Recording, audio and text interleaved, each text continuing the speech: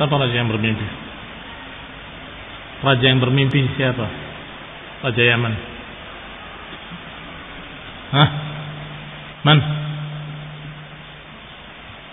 Man malikul Yaman? Alladhi ra'a fil manam ru'ya muzi', mimpi yang menakutkan. Hah? Gak ada yang ingat? Satu pun gak ada yang ingat. Ajib.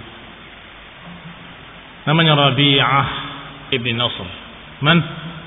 Rabi'ah ibn Nasr.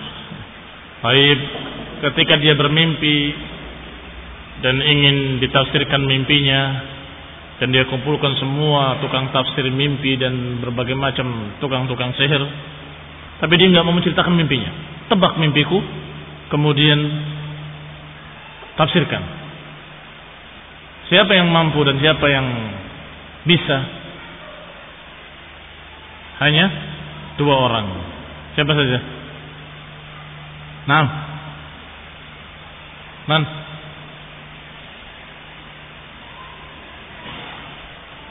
Naam. Juga nggak diingat? Hah? Syiqqin wa satih. Syatih wa syiqq. Naam.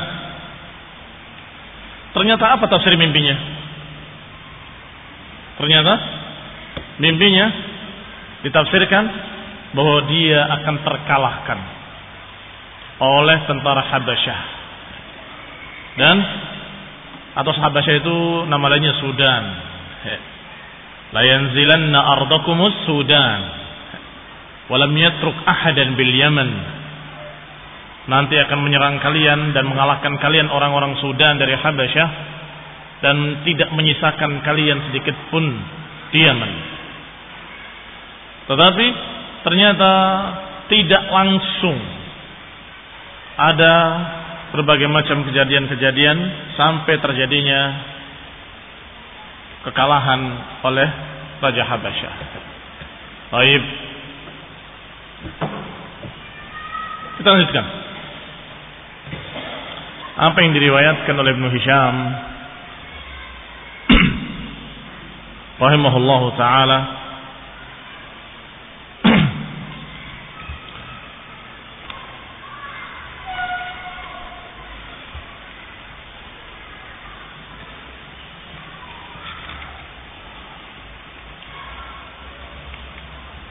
yang beliau ringkas dari sirah Ibnu Ishaq. Bismillahirrahmanirrahim. Innal hamdalillah nahmaduhu wa nasta'inuhu wa nastaghfiruh wa na'udzu billahi min shururi anfusina wa min sayyiati a'malina may yahdihillah fala mudilla lahu wa man yudlil fala hadiya lahu wa ashhadu an la ilaha illallah wahdahu la sharika lahu wa ashhadu anna Muhammadan 'abduhu wa rasuluh sallallahu alaihi وعلى آله وأصحابه والتابعين وتابع التابعين ومن تبعهم بإحسان إلى يوم الدين. يا أيها الذين آمنوا اتقوا الله حق تقاته ولا تموتن إلا وأنتم مسلمون. يا أيها الناس اتقوا ربكم الذي خلقكم من نفس واحدة وخلق منها زوجها وبث منهما رجالا كثيرا ونساء واتقوا الله الذي تساءلون به والأرحام إن الله كان عليكم رقيبا.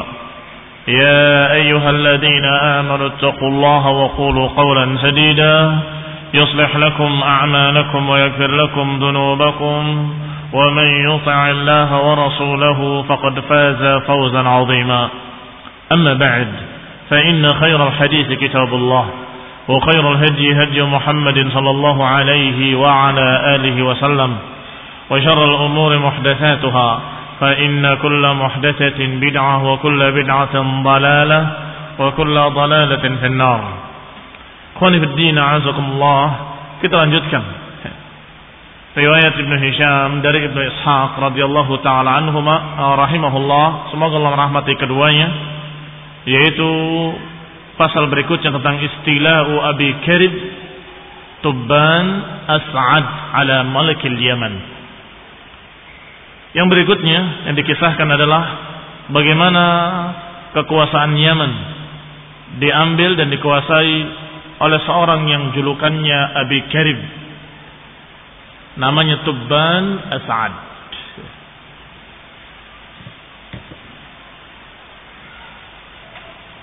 Dan juga yang akan dikisahkan hari ini adalah perang Yathrib. Yathrib adalah nama lain dari Madinah. Nama lain dari negeri Madinah adalah Yathrib.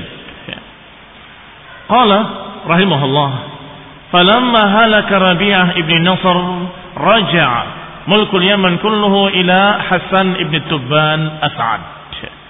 Bahwasanya ketika binasa Rabi'ah ibn Nasr, yakni raja yang kemarin Rabi'ah ibn Nasr yang bermimpi dengan mimpi yang katanya mengerikan, yang kemudian ditafsirkan dengan tafsir-tafsirnya, dia binasa, meninggal, dan kemudian digantikan oleh seorang yang bernama Hasan ibn Tubban As'ad. Tubban As'ad biasa dipanggil dengan Tubba, panggil dengan Tubba, yakni Tubban As'ad. Karena abuhu Tubban As'ad qad ja'ala tariqahu hina aqbala min al-mashriq 'ala al-Madinah falam yahij ahluha wa khallafa baina adhhurihim ibnan lahu.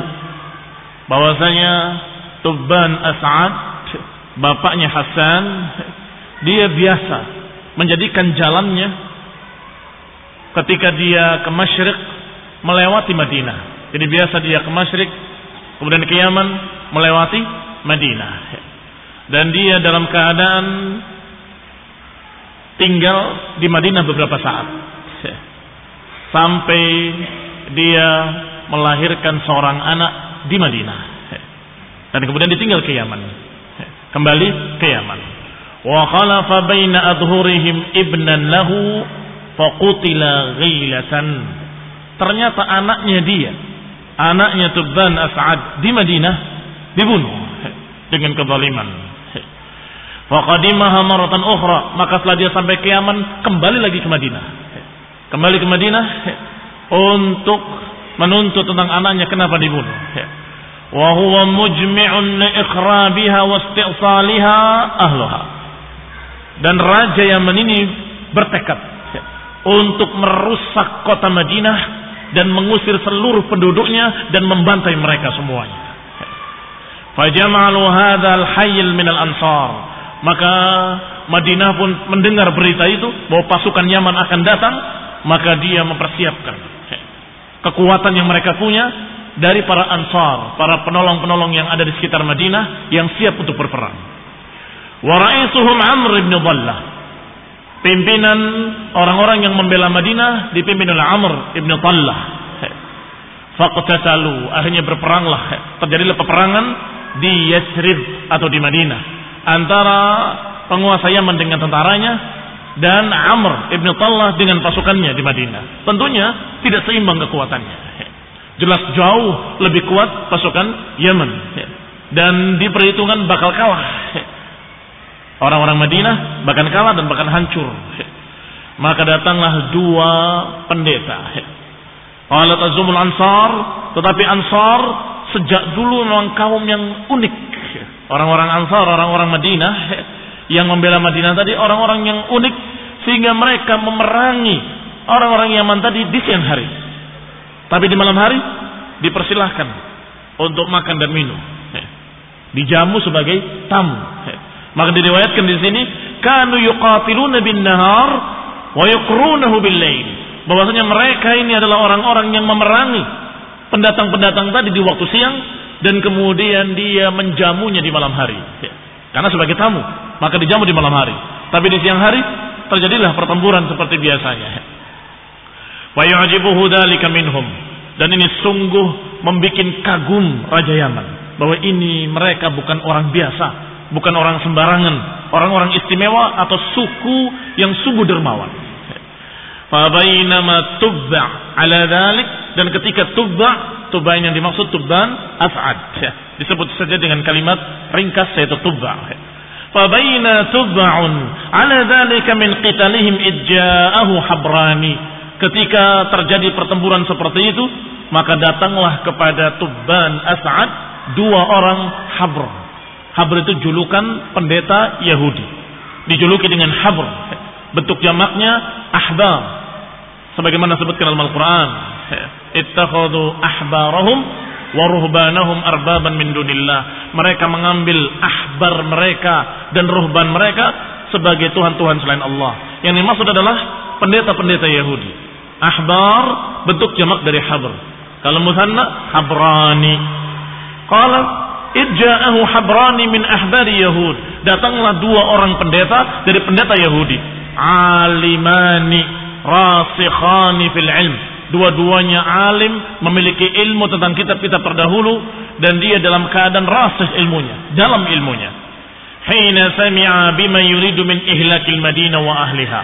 Ketika dua pendeta tadi mendengar bahwa si raja dan penguasa Yaman tadi akan menghancurkan Madinah, diingatkan oleh dua pendeta ini. Qala, keduanya berkata, ayyuhal malik, la taf'al, jangan kamu lakukan. Ini niatmu untuk menghancurkan Madinah, untuk menghancurkan Yathrib dan membantai orang-orangnya, la taf'al, jangan kamu lakukan. Fa innaka in abaita illa ma turid hila bainaka wa bainaha. Sungguh kalau kamu memaksa dan kamu tetap menginginkan apa yang kamu inginkan dan melaksanakan apa yang kamu kehendaki, maka niscaya kamu pasti akan terhalang, pasti akan gagal, dan kami mengkhawatirkan kamu. La na'man 'alaika 'ajil al-'uqubah. Aku khawatir engkau akan ditimpa balasan dari Allah, dari penguasa langit dan bumi. Faqala lahuma, maka berkata Tubba kepada kedua pendeta tadi, lima dzalik, kenapa demikian? Kenapa kalau aku menyerang mereka aku akan mendapatkan balasan dan aku akan begini akan begitu? Qala, keduanya berkata, hiya muhajira nabiyyin yakhruju min hadzal haram, min hayyil haram. Ini adalah tempat hijrahnya nabi yang akan muncul dari arah haram. Dua pendeta ini tahu bahwa akan datang seorang nabi dari haram dan hijrahnya nanti ke Madinah. Maka negeri ini gak akan bisa kamu hancurkan, karena Allah sudah persiapkan negeri ini untuk tempat hijrahnya seorang nabi. Lihat, ini bukti bahwa pendeta-pendeta Yahudi dan mereka sudah mengetahui akan datangnya nanti seorang nabi, dan tahu pula bahwa nabi akan hijrah ke negeri Madinah.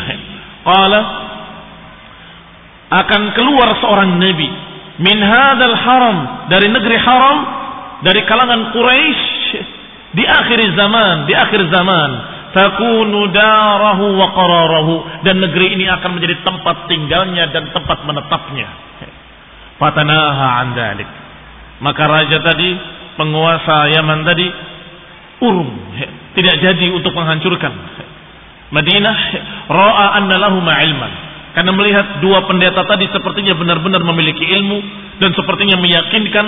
Wa ajabahu ma sami'ahu, dan sungguh mengagumkan si raja tadi apa yang dikatakan oleh dua pendeta tadi, bahwa ini pendeta bukan orang biasa, sepertinya punya ilmu. Fansarafa 'anil Madinah wattajaha ala wattaba'ahuma ala dinihima, maka tidak jadi melakukan peperangan, akhirnya dia justru ikut agamanya dua pendeta tadi. Berarti sekarang beragama apa?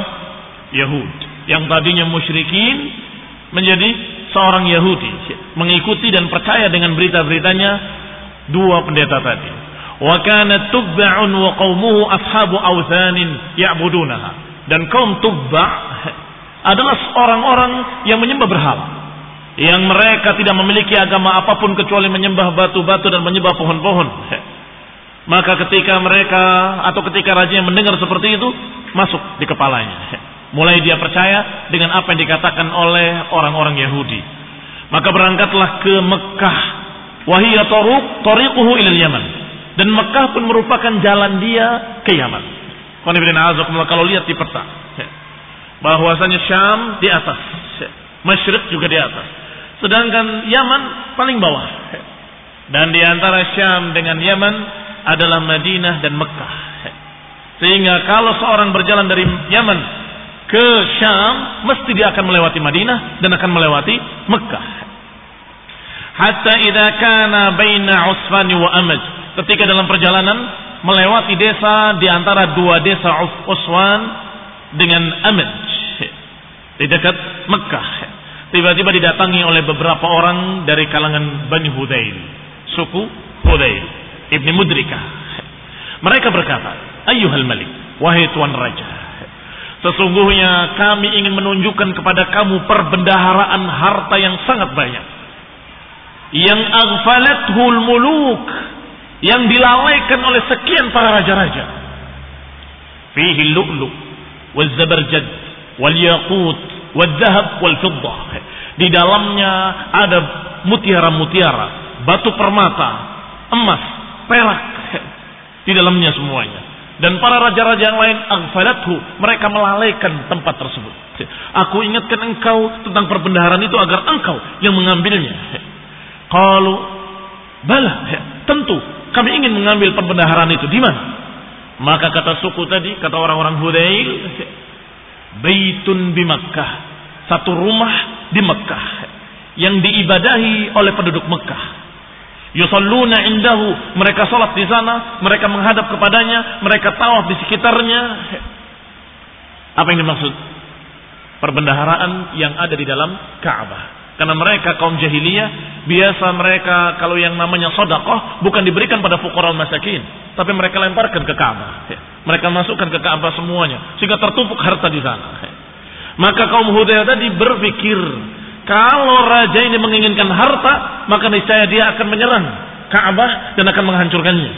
Dan niscaya raja ini niscaya akan dilaknat oleh Allah dan akan dibinasakan seperti dibinasakannya kaum-kaum sebelumnya yang ingin merusak Ka'bah. Jadi sudah menjadi satu keyakinan masyarakat Arab bahwa siapa yang mau mengganggu atau mau merusak Ka'bah pasti akan kualat. Karena mereka waktu itu belum dengan agama, hanya dengan keyakinan yang sudah terjadi sekian kali. Setiap orang menghancurkannya mesti akan dia yang akan binasa. Qala Bani Hudayl, berkata Bani Hudayl, ada satu rumah di sana yang diibadahi oleh penduduk Mekah, yang di sana berisi perbendaharaan harta yang sangat banyak. Wa innama aradal hudaliyun halakahu bidzalik.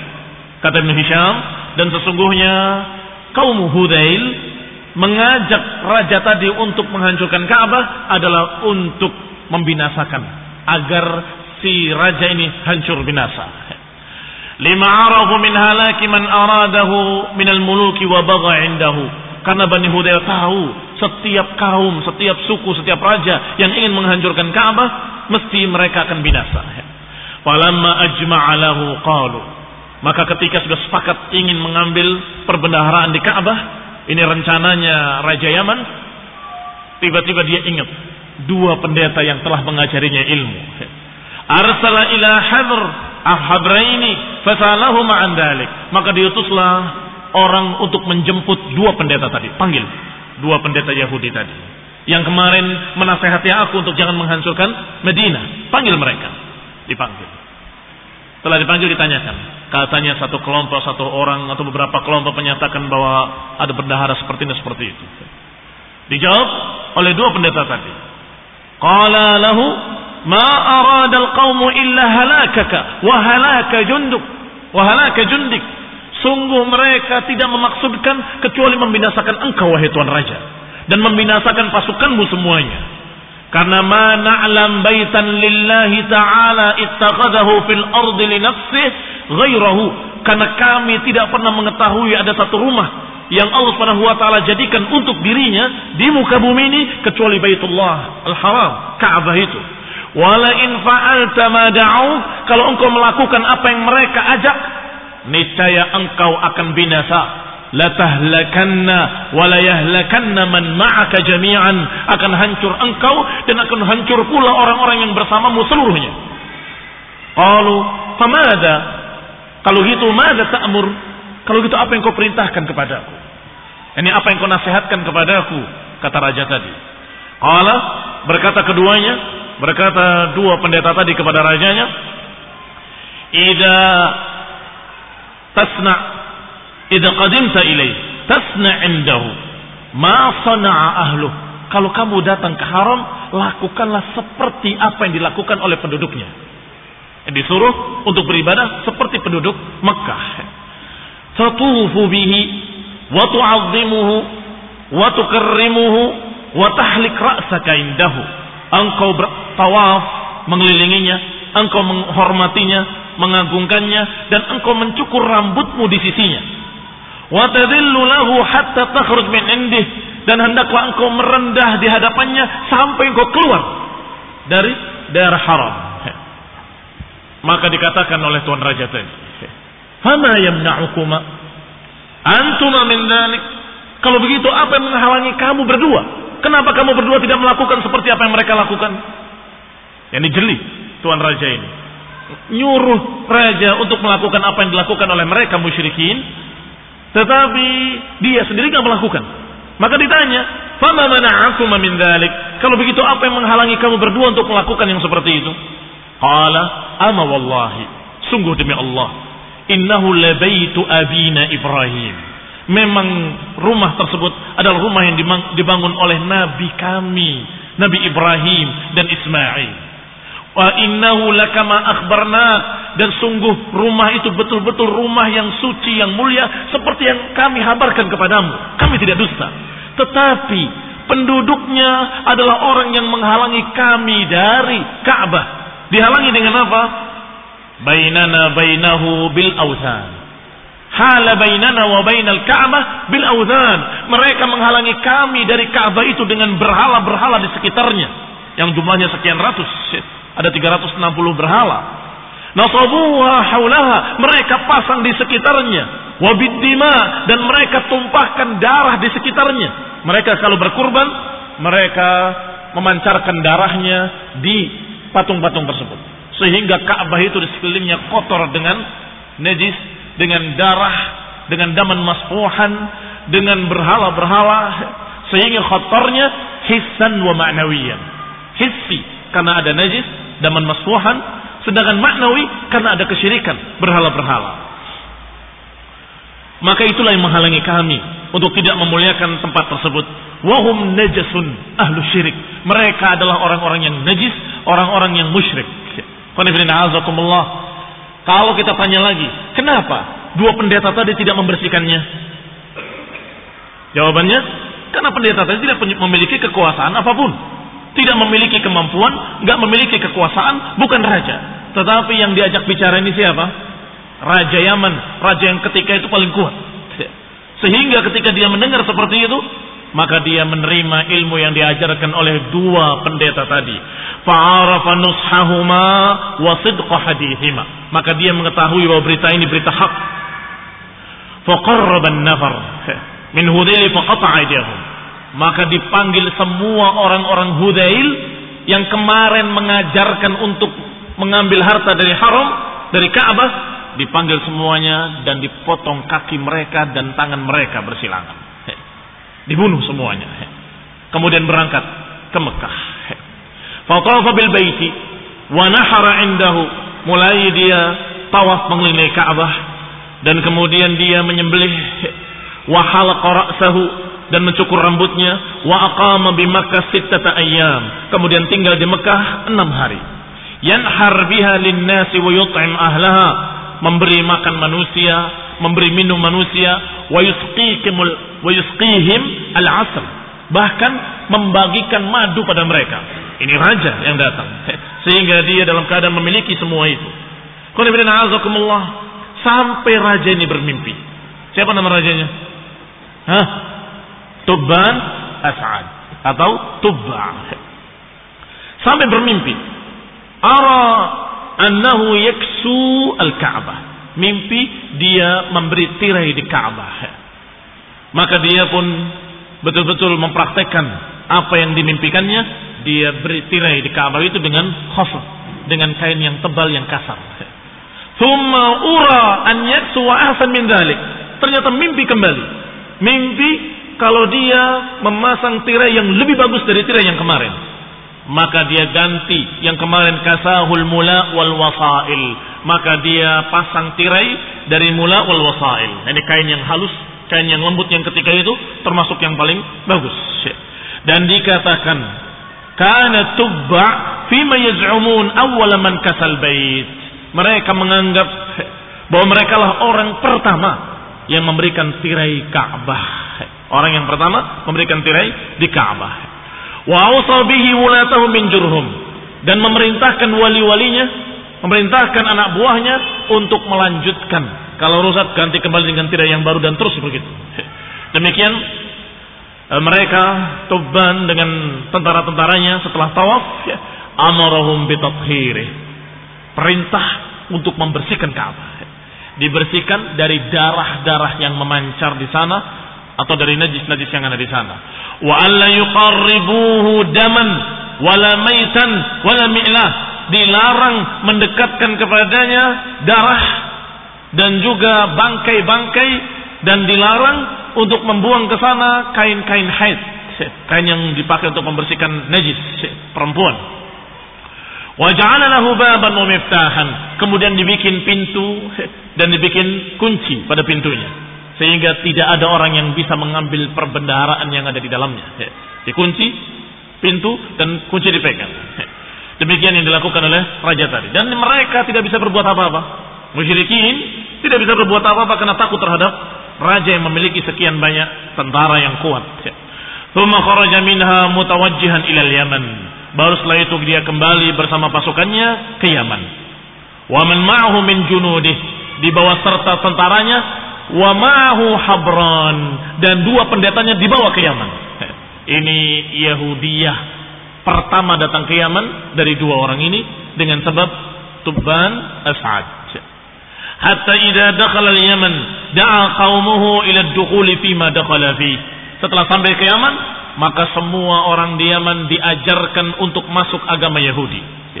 Fa'abaw alaihi, sampai mereka menolak. Dipaksa, mereka juga menolak, sampai terjadilah pembicaraan dan ketegangan di antara aparat negara sendiri, apalagi di antara rakyatnya. Semuanya menolak. Sampai diputuskan satu keputusan. Kanat lahum narun tahkumu. Mereka punya api, yang api ini dijadikan sebagai hakim. Jahiliyah, zaman jahiliyah. Kata mereka, tidak bisa. Kami nggak akan masuk ke dalam agama Yahudi, dan kami nggak akan menerima ajaran tersebut sampai diputuskan oleh api. Maka mereka pun berkumpul di tempat api tersebut. Kanat lahum narun tahkumu bainahum fima yakhtalifuna fi. Mereka punya api yang terus dinyalakan dan tidak pernah padam, dalam keadaan mereka menghukumi setiap orang yang bertikai dengan api tersebut. Ta'kulul zalim wa la tadurrul mazlum. Katanya, wallahu alam, api tersebut membakar orang zalim tapi tidak membakar orang yang mazlum. Jadi kalau orang yang terdolimi tidak terkena, tidak terbakar. Tapi kalau orang yang zalim terbakar, katanya. Wallahu taala a'lam. Wa kharaja qaumuhu bi awzanihim wa ma yataqarrabuna fi dinihim wa kharaja al-Habran. Maka tokoh-tokoh mereka kaum musyrikin membawa berhala-berhala mereka. Sedangkan dua pendeta tadi membawa kitab suci mereka. Kemudian datang ke api tersebut. Disuruh pertama kali para tokoh-tokoh musyrikin dengan berhalanya mendekat ke api tersebut. Ketika mereka mendekat ke api tersebut, api mulai menyambar. Maka mereka mundur. Maka kata pengikutnya, sabar, sabar, sabar. Kamu harus istiqomah, katanya. Harus sabar. Maka mereka memaksakan diri sabar dalam api tersebut. Mendekat, dan mulai lidah api membakar mereka. Sampai terbakar berhala-berhala mereka, dan terbakar pula orang-orang tersebut. Yang kedua, dua pendeta tadi disuruh mendekat ke api tersebut dengan kitabnya. Maka mendekatlah pendeta tadi ke api tersebut. Pada marahum, mulai api menjilat. Maka pendeta tadi berkeringat di keningnya, butiran-butiran keringat, tetapi api tidak membakarnya. Qala fa kharajal Habran wa man hamala dhalika min rijali himyar wa kharajal Habran bimasahifihima fi a'naqihima. Mereka letakkan mushafnya di kepala mereka. Ta'arraqa jibahuhum. Mereka berkeringat di kening-kening mereka. Lam tadurruhum. Tidak menjelekkan mereka, tidak merugikan mereka kecuali keringat. Fa asfaqat 'inda dhalika himyar 'ala dinih. Maka seluruh penduduk Himyar satu desa di Yaman, tempat kerajaan tersebut, mereka semuanya beriman kepada agama Yahudi, beriman kepada Allah Subhanahu wa taala dan beriman kepada kitab Taurat yang mereka pegang. Itu asal pertama. Yahudiyah ada di sana. Famin hunalika an dzalika kana aslul yahudiyah bil Yaman. Itulah asal muasal munculnya Yahudi di daerah Yaman. Falamma malaka ibnuhu Hasan, itu zaman bapaknya Tuban As'ad. Maka setelah Tuban As'ad turun ke anaknya yang bernama Hasan ibni Tuban As'ad. Ternyata dia senang untuk memperluas daerah. Anaknya yang bernama Hasan ibni Tuban As'ad senang memperluas daerah sehingga berangkat dengan pasukannya dan penduduk Yaman untuk menjadi sukarelawan, untuk menjadi pasukan-pasukan yang sukarelawan menjadi tentara. An yata' bihim al-ardul Arab wa ardul Aajim. Aku akan menguasai negeri Arab seluruhnya dan aku akan menguasai negeri Ajam seluruhnya. Tekadnya Hasan ibn Tubban. Hatta idza kanu bi ardil Bahrain, sampai sudah satu persatu desa-desa negeri-negeri Arab dikuasai oleh Hasan sampai di daerah yang dijuluki dengan daerah Bahrain. Sampai sekarang masih bernama Bahrain. Sampai di Bahrain, mulailah karihat himyar wa qabailul Yaman al-masir ma'ahu. Penduduk Yaman yang menjadi tentara dan beberapa tokoh-tokohnya, pimpinan-pimpinan batalion dan sebagainya, mulai bosan dengan cara seperti itu. Dan bisik-bisik sesama mereka. Aradur raj'ah ila biladihim wa ahlihim. Mereka semuanya ingin untuk pulang ke negeri mereka di Yaman. Yani mereka tentunya rindu dengan keluarganya, anak-anaknya dan sebagainya. Maka ini mau sampai kapan kita berperang terus menerus? Kita pulang saja. Akhirnya mereka bicara tidak mungkin bisa pulang karena masih berkuasa Hasan dan keputusannya tidak bisa berubah. Maka cara yang dilakukan adalah mengajak bicara saudaranya Hasan yang bernama Amr ibni Tubban As'ad. Tadi Hasan ibni Tubban As'ad, ini Amr. Wahai Amr, kata mereka, uqtul akhaka Hasan numallikuka alaina. Bunuh saudaramu, niscaya kami akan menjadikan kamu raja kami dan kamu akan berkuasa dan kami akan taat kepadamu, kata tentara-tentara ini semuanya. Maka Amr merasa mendapatkan angin, bisa menjadi penguasa dengan cepat. Dia mulai akan menerima. Maka semua tadi orang-orang tentara-tentara dan orang-orang Yaman yang ikut bersamanya, mereka sepakat untuk berbaiat setia dengan Amr agar Amr membunuh Hasan. Fa'ajabahum fajtama'u ala dzalika. Maka sepakat mereka atas kesepakatan yang seperti itu kecuali satu orang yang bernama Dzur'ain. Dzur'ain atau julukannya Dzur'ain Al-Himyari, orang Himyar juga. Fa'innahu nahahu, dia melarangnya, jangan berkhianat. Tapi tetap saja mereka tidak bisa diganggu gugat, kami harus pulang ke Yaman. Maka syaratnya buat kamu wahai Amr, kalau kamu bisa membunuh Hasan, kamu jadi raja kami. Tapi syarat kedua, kamu harus memulangkan kami ke Yaman semuanya. Sepakat mereka, kecuali satu orang, yaitu Dzur'ain. Maka dia mendendangkan sebuah syair.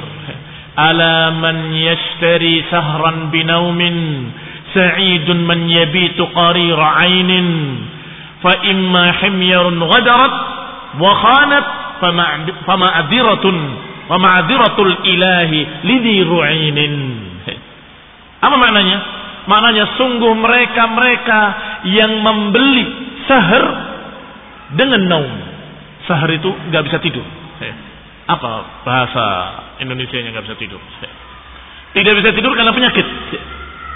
Siapa yang membeli ketidak bisa tiduran dengan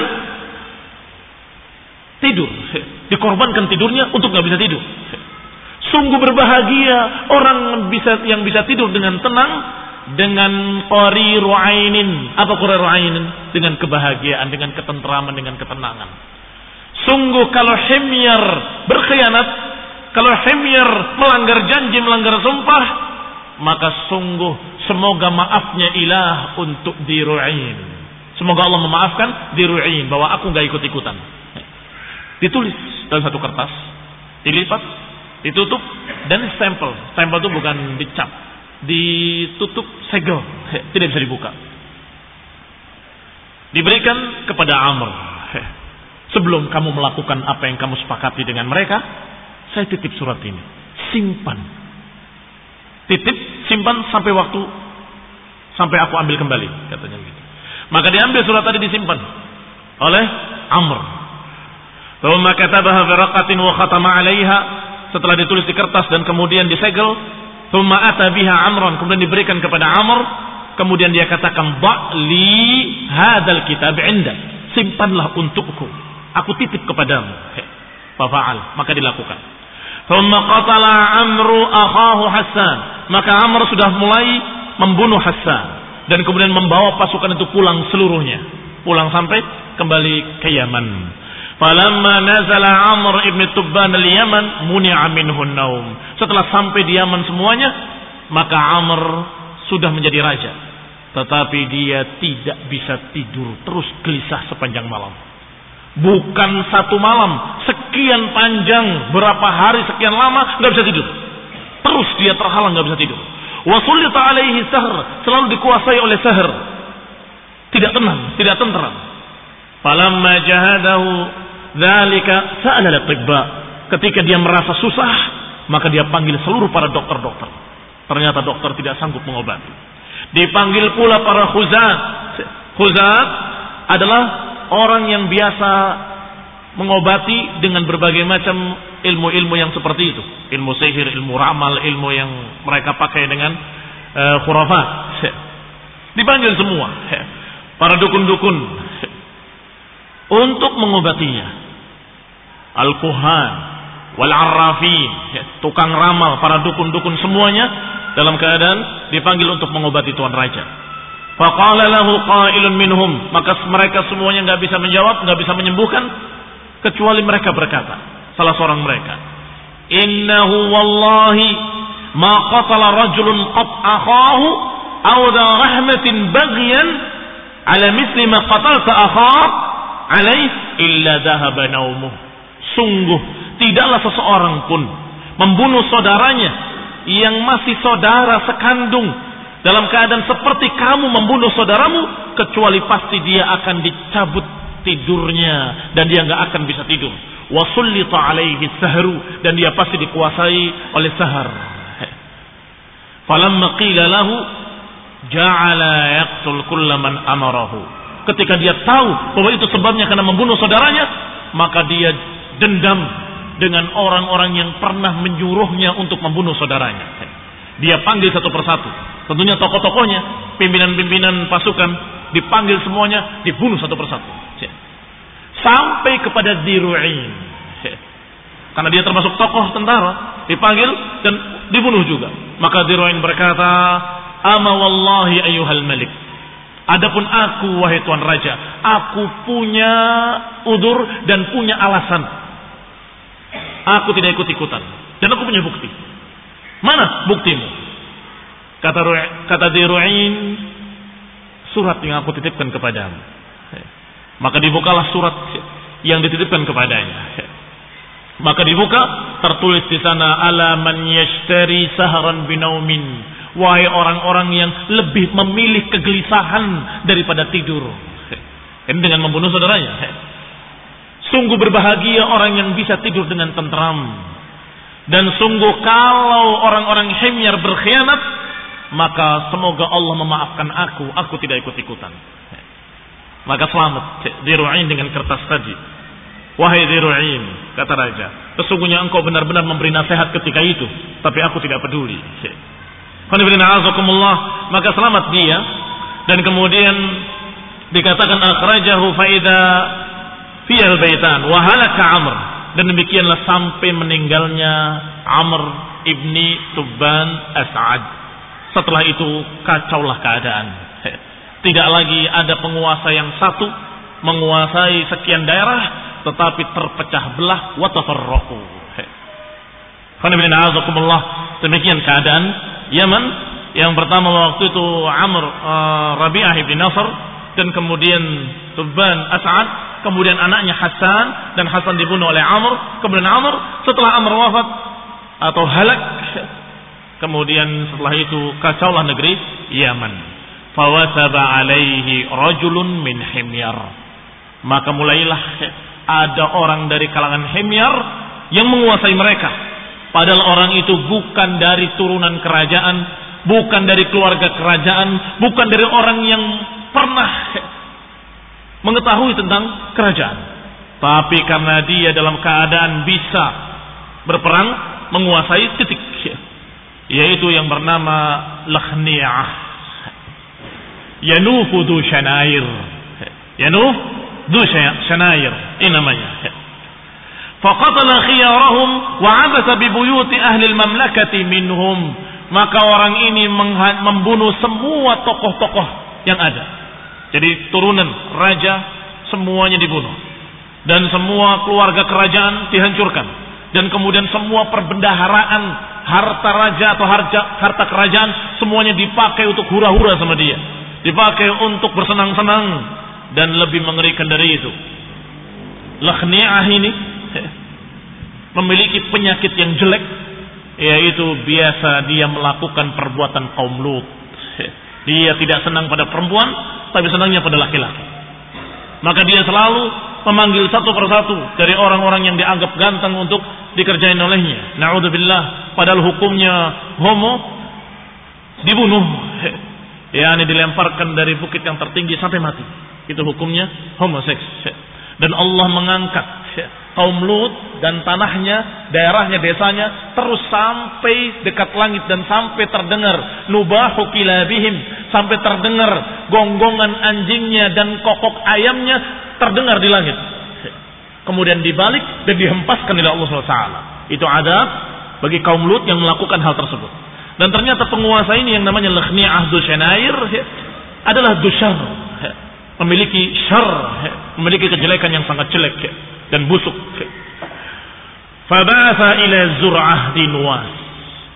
Pada satu hari dia mengutus seorang untuk menjemput pemuda yang dianggap ganteng, putih, bersih dan sebagainya. Dia panggil untuk dikerjain seperti biasanya. Yang bernama Zur'ah bin Nuwas ibni Tuban As'ad. Berarti siapa? Saudaranya Hasan dengan Amr, yang bernama Zur'ah atau julukannya Zinuwas ibni Tuban As'ad. Waktu itu ketika Amr membunuh Hasan, dia masih kecil, masih nggak dihitung sama sekali. Ketika sudah hancur kerajaan, ketika sudah dikuasai oleh orang jahat ini, orang yang zalim ini, maka dia sudah pemuda.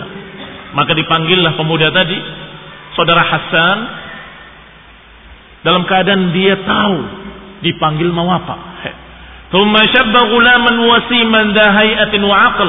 Dia sudah tumbuh dewasa, sudah cerdas, memiliki akal yang sehat, dan dia tahu falamma atahu rasuluhu, ketika datang utusan Lakhni'ah, dia tahu mau apa ini. Kamu dipanggil raja. Oh iya. Dia tahu apa yang mau dilakukan. Fa akhadha sikinan. Dia ambil pisau yang tajam, tipis, kecil. Dikatakan sikinan hadidan latifan. Fa khada'ahu baina qadamihi wa na'lihi. Dia letakkan pisau tersebut di antara kakinya dan sendalnya. Berarti ketika dia pakai sendal, taruh di bawah sendal. Dia pakai sendalnya. Sehingga di tubuhnya tidak terlihat ada pisau.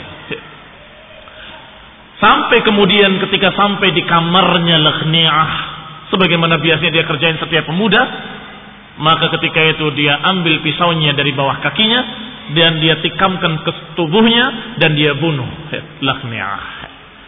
Setelah itu, ketika dia keluar dalam keadaan dia menyatakan aku telah membunuh dia, maka semua orang, termasuk orang-orang sendiri pengawalnya, termasuk penjaganya dan tentaranya, semuanya senang. Dibunuhnya rajanya, mereka senang semuanya, karena mereka tahu orang ini orang yang na'udzubillah, orang yang busuk akhlaknya, orang yang jelek. Maka qalu, mereka berkata semua serempak, ma yanbaghi an yamlikuna ghairuk. Sungguh tidak pantas menguasai kami kecuali engkau, wahai Zur'ah bin Nuwas ibn Tuban As'ad. Ma yanbaghi an yamlikuna ghairuka idraj rahattana. Sebentar. id arahtana min hadzal khabith. Kata mereka, karena engkau telah mengistirahatkan kami dari si jelek ini. Ini sejarah kembalinya kerajaan kepada keluarga Tubban As'ad. Insyaallah kita lanjutkan pada kajian mendatang باذنillah taala, bahwa ternyata orang ini dari satu sisi telah membunuh orang jelek, tapi dari sisi lain sebentar lagi akan dibahas pada kajian mendatang bahwa orang ini pula yang kemudian membantai orang-orang saleh, yang kemudian turun ayat qutila ashabul ukhdud an-nari zatil waqud. Assalatu taufiq wal afiyah. Subhanaka wa bihamdik asyhadu an la ilaha illa anta astaghfiruka wa atubu ilaik. Assalamualaikum warahmatullahi wabarakatuh.